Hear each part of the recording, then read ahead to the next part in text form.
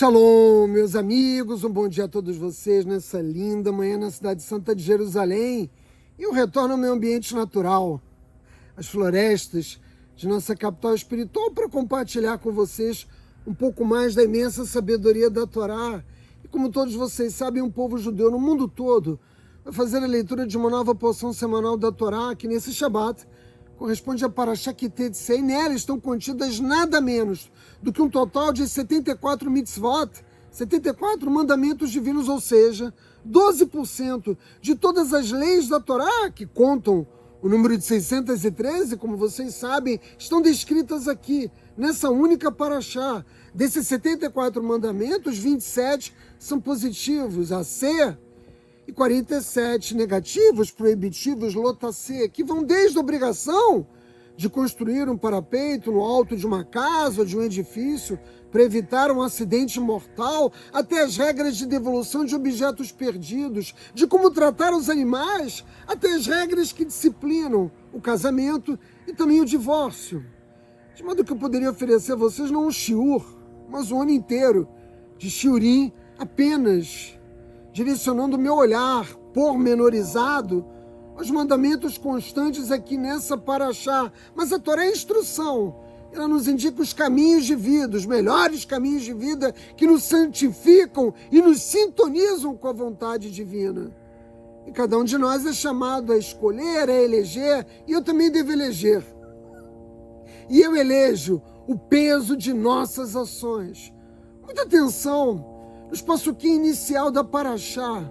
Os versos nos dizem: quando sairdes à guerra contra o vosso inimigo, o Senhor vosso Deus o entregar nas vossas mãos.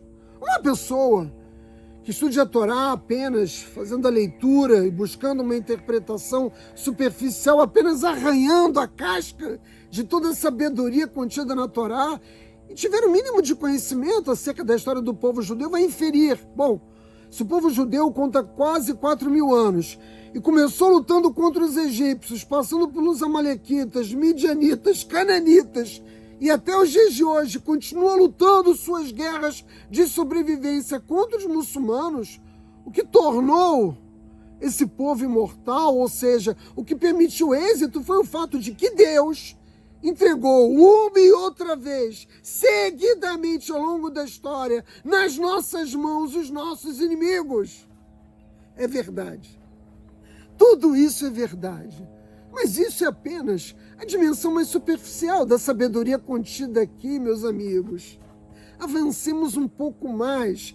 E para nós avançarmos, basta olharmos atentamente como a ação muda na própria descrição desse primeiro passuco. Vejam, quando você sai e Hashem lhe dá. Quem sai? Você, o povo judeu, sai para as guerras, cada um de nós individualmente. Mas quem nos confere sucesso? Por que obtemos êxito? Porque Deus interfere nas guerras de Israel e entrega os nossos inimigos em nossas mãos. Nossos sábios explicam que a guerra mais importante na vida de uma pessoa é aquela contra as suas próprias inclinações e desejos. Se você não é capaz de perceber isso, é porque você já capitulou completamente aos seus desejos. É porque você está tão mergulhado no abismo espiritual que você sequer consegue mais ouvir a voz da tua própria consciência, dizendo a você, porque as nossas almas têm a informação espiritual entre o que é certo e o que é errado. E ela nos diz: olha, não segue esse caminho.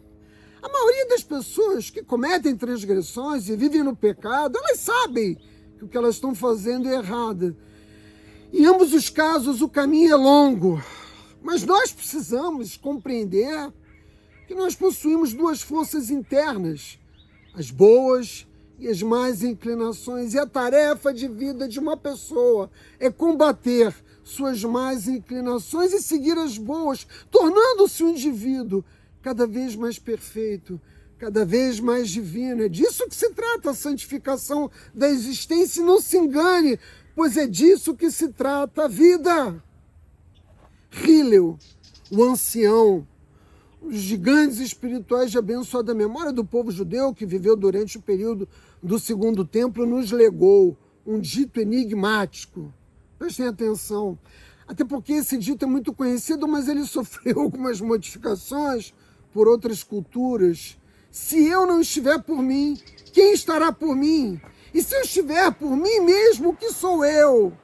E se não agora, quando? Os sábios do povo judeu têm se dedicado ao longo de milhares de anos a compreender o significado mais profundo das palavras de Hillel. E eu me permito trazer para nossa reflexão nessa manhã o rabino Avraham Sofer, Octave Sofer, que foi o rabino da cidade de Presburg. Ele nos ajuda a entender, a encontrar a resposta ao analisarmos esse dito enigmático de Hillel. E ele saca naturalmente da Torá oral, do Talmud, numa série de Tsukkah, as palavras de Reish Lakish, no qual ele afirma que as más inclinações de uma pessoa tentam dominá-la diariamente. Parece alguma coisa conhecida de cada um de vocês, das lutas que nós travamos diariamente, e ele completa, Reish Lakish: sem a ajuda de Akadosh Baruch Hu, seria impossível a qualquer indivíduo vencer essas más inclinações. Sendo assim, o Octave Sofer diz que muitos podem acreditar que é melhor não lutar ou fazer qualquer esforço. Ou seja, sob essa ótica, nós não deveríamos fazer qualquer esforço contra os nossos próprios desejos. E muita atenção, não vamos confundir desejos com nossas utopias, o sonho de grandes realizações, as metas para a nossa existência. Apenas confiar que Deus nos ajudará e lutará a grande guerra em seu nome, diz o Octave Sofer, não nos levará ao caminho de controlar os nossos próprios desejos. Essa ótica, essa perspectiva está equivocada, e a verdade é justamente o oposto. E você deve estar coçando o queixinho e se perguntando, mas de que desejos ele está falando? Sexo ilimitado, pornografia, drogas, compra, dinheiro, tabaco, violência, comida, álcool, vingança. Nós, seres humanos, temos muitas compulsões. Nós somos orientados pelo nosso Yetzirah, nossa má inclinação a dedicarmos a nossa existência a essas compulsões. E é necessário que a pessoa lute constantemente contra os seus desejos até o limite de suas capacidades. Só então, e apenas só nesse momento, que a ajuda descerá dos céus, como nos ensinam os nossos sábios. A Kadosh Baruch Hu não vai ver você mergulhado numa imensa poça, num imenso lamaçal de desejos, dedicando a sua existência ao nada, e vai estender a mão para te apoiar, para te retirar do fundo desse poço, se você não inicia o seu processo de purificação. Ou seja, cada um de nós deve começar. E segundo o Octave Sofer, foi isso que Hillel nos ensinou. Se eu não lutar por mim, quem lutará por mim? Ora, se uma pessoa não faz nada por si mesmo e não se levanta para combater as suas más inclinações, quem a ajudaria? Não esperemos a ajuda dos céus, adotando uma atitude de absoluta passividade ou de entrega completa, ao caos que nós mesmos, com as nossas próprias pernas, conduzimos a nossa existência. E se eu lutar por mim? Vou lutar por mim mesmo o que eu sou, mesmo depois de me esforçar o que eu sou. Ora, sozinho, nós sabemos, é insuficiente. Nós não somos capazes de controlar os nossos próprios desejos sem uma ajuda adicional, combinada com os nossos próprios esforços. E é muito importante ter essa consciência, porque é nisso que nós vamos nos agarrar. Uma pessoa que fuma a vida inteira e que toma a decisão de largar o tabaco, sozinha ela não tem essa força. Ela precisa se agarrar a Deus.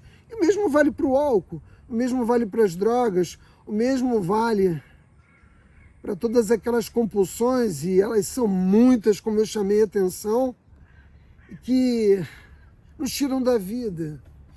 E se não agora, quando?